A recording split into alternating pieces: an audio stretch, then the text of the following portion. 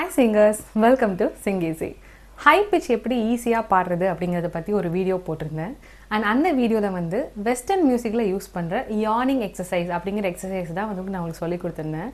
அதில் வந்து ஒரு டவுட் கேட்டிருந்தாங்க, என்னென்னா இந்த மாதிரி பாடினா இதை வந்து ஃபால்ஸ் வாய்ஸ்னு சொல்லுவாங்களே, அது தப்பு கிடையாது அப்படிங்கிற மாதிரி ஒரு சில பேருக்கு இந்த கன்ஃபியூஷன் இருந்தது. ஸோ இந்த வீடியோவில் ஹெட் வாய்ஸுக்கும் ஃபால்செட்டோ அப்படிங்கிற ஒரு ஃபால்ஸ் வாய்ஸ்க்கும் என்ன டிஃப்ரென்ஸ் அப்படிங்கிறத பற்றி தான் நான் டீட்டெயிலாக சொல்ல போகிறேன். இது ரொம்ப ரொம்ப முக்கியமான விஷயம்.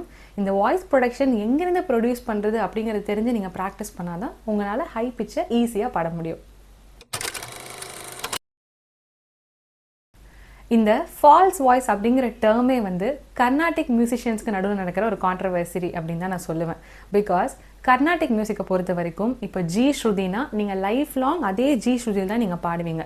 அந்த ஜி ஸ்ருதியிலையுமே வந்து மேல் ஸ்தாய் பா வரைக்கும் சரி கமா பா, அந்த பா வரைக்கும் தான் எக்ஸ்போஷரே இருக்கும். நீங்கள் எந்த லெசன்ஸ் எடுத்தாலும், அப்பர் ஸ்தாய் வரிசைகள் அந்த மாதிரி லெசன்ஸ் எடுத்தாலும் அதுக்கு மேலே ஹை பிச் பாடுறதுக்கான எக்ஸ்போஷர் உங்களுக்கு இருக்காது கர்நாடிக் மியூசிக்கில்.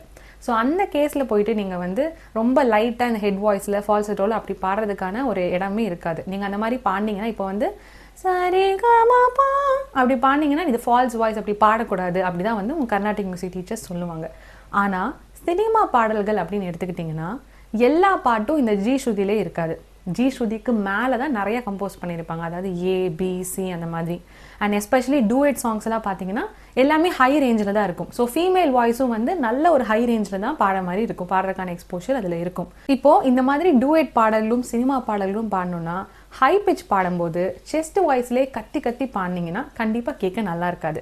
ஸோ அந்த மாதிரி கேசஸில் வால்யூமை கண்ட்ரோல் பண்ணி பாடினா மட்டும்தான் கேட்குறதுக்கு நல்லாயிருக்கும். ஆனால் இந்த வால்யூம் கண்ட்ரோல் பண்ணி பாடுறதுங்கிற ஒரு கான்செப்ட் வந்து கர்நாடிக் மியூசிக்லேயே கிடையாது. ஸோ கர்நாடிக் மியூசிக்கில் என்ன சொல்லுவாங்கன்னா, நீங்கள் அடி வயிற்றுலேருந்து நல்ல வால்யூமை வந்து ஃபுல் பவர்ஃபுல்லான வாய்ஸ் கொடுத்து தான் பாடணும் அப்படின்னு சொல்லுவாங்க. அண்ட் ஹை ரேஞ்ச் போகும்போது வந்து என்னதான் அந்த வால்யூம் லைட்டாக இருந்தாலும் உங்களோட ஃபுல் வால்யூம், உங்கள் வாய்ஸோட பவர்ஃபுல்லான வாய்ஸ் தான் வந்து நீங்கள் ப்ரொடியூஸ் பண்ணுற மாதிரி இருக்கும். ஸோ இந்த விஷயத்தை நீங்கள் புரிஞ்சுக்கணும். நீங்கள் சப்போஸ் வந்து சினிமா பாடல்கள் பாட வரீங்கன்னா கண்டிப்பாக ஹெட் வாய்ஸ் யூஸ் பண்ணாதான் உங்களால் ஸ்ட்ரெயின் இல்லாமல் பாட முடியும். இப்போது ஹெட் வாய்ஸும் ஃபால்செட்டாவும் எப்படி இருக்குங்கிறதுக்கு ஒரு சிம்பிளான எக்ஸாம்பிள் ஒரே ஒரு லைனில் உங்களுக்கு சொல்கிறேன், கேளுங்க. பார்வையின் வேகம் வேகம் உன்னோடு நான் கண்டு கொண்டேன். இது வந்து ஹெட் வாய்ஸ்லேருந்து நான் ப்ரொடியூஸ் பண்ண ஒரு சவுண்ட். இதுவே ஃபால்செட்டோனா எப்படின்னா, பார்வையின் வேகம் வேகம் உன்னோடு நான் கண்டு கொண்டேன்.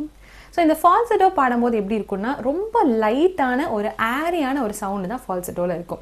ஸோ இதுவும் வந்து வெஸ்டர்ன் சாங்ஸ்லலாம் யூஸ் பண்ணுவோம். ஆனால் நீங்கள் சினிமா பாடல்களில் பெரும்பாலும் இந்த மாதிரி ஒரு பவர்ஃபுல்லான ஒரு ஹெட் வாய்ஸ் தான் கொடுக்குற மாதிரி இருக்கும்.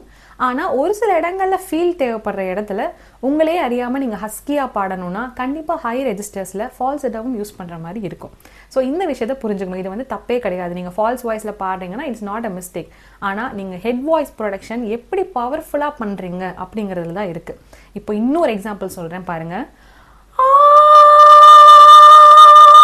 இது ஹெட் வாய்ஸ், இது வந்து ஃபால்செட்டோ. இப்போ உங்களுக்கு கிளியராக டிஃப்ரென்ஸ் புரிஞ்சிருக்கும்னு நினைக்கிறேன். இப்போ இதே பாட்டை வந்துட்டு ஒரு மின்சார பார்வையின் வேகம் அந்த மாதிரி நீங்கள் செஸ்ட் வாய்ஸ்லேருந்து ஹெட் வாய்ஸ் மிக்ஸ் பண்ணி ஃபுல் பவர்ஃபுல்லாக பாடினீங்கன்னா கண்டிப்பாக அந்த பாட்டே ஸ்பாயில் ஆகிடும்.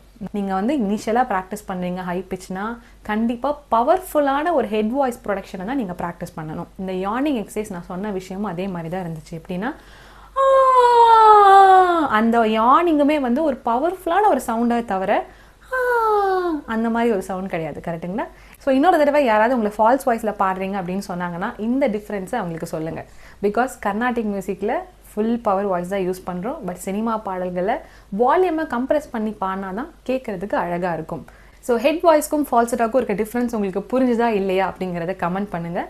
அண்ட் இதே மாதிரி சிங்கிங் ரிலேட்டடாக நிறைய விஷயங்கள் தெரிஞ்சுக்கிறதுக்கு சிங்கீஸி சேனலுக்கு சப்ஸ்கிரைப் பண்ணுங்கள். Subscribe to Singeasy and make your singing easy.